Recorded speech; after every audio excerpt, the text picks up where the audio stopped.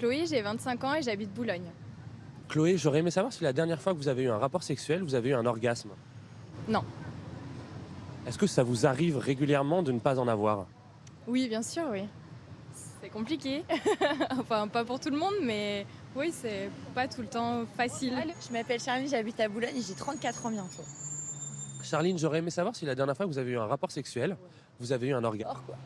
Non, Pourquoi? c'est compliqué d'en avoir un. L'homme est très égoïste. L'homme pas avec un grand H, hein, mais l'homme en général. Les garçons sont très égoïstes. Et ça vous arrive d'avoir un orgasme quand même? La dernière fois, c'était quand? Il y a 1 mois et demi. That was amazing. Fantastique ou soporifique, seulement 65% des femmes hétérosexuelles auraient un orgasme à chaque rapport, contre 95% des hommes. Et l'égalité orgasmique alors? La jouissance des femmes, ça fait des siècles que ce n'est pas la priorité. Pire encore, ça a longtemps été mal vu. Dans une grande étude chez des étudiants, on constate que les comportements sont beaucoup plus variés qu'avant, mais il reste un gros problème, c'est l'accès à l'orgasme pour les filles.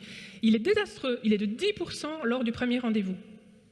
Si ça devient une relation stable, à long terme, ça va monter à 68%, qui là est par contre un meilleur chiffre qu'avant. Va mieux, sauf sur un point, c'est l'accès à l'orgasme. C'est toujours très difficile.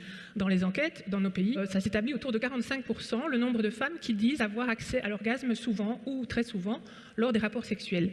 Ça veut dire moins de la moitié. Par contre, si on parle de masturbation, eh bien ce chiffre monte à plus de 80%. C'est quand même étrange. Et le temps moyen pour obtenir cet orgasme en masturbation, il est de 4 minutes. Mais c'est le même que celui des hommes. En fait, les femmes, elles savent très bien comment ça fonctionne. Et ça fonctionne très bien. Un homme et une femme, pour se comprendre sur le plan sexuel, doivent s'intéresser un minimum à comment l'autre fonctionne, en fait, et pas seulement comment nous, on fonctionne.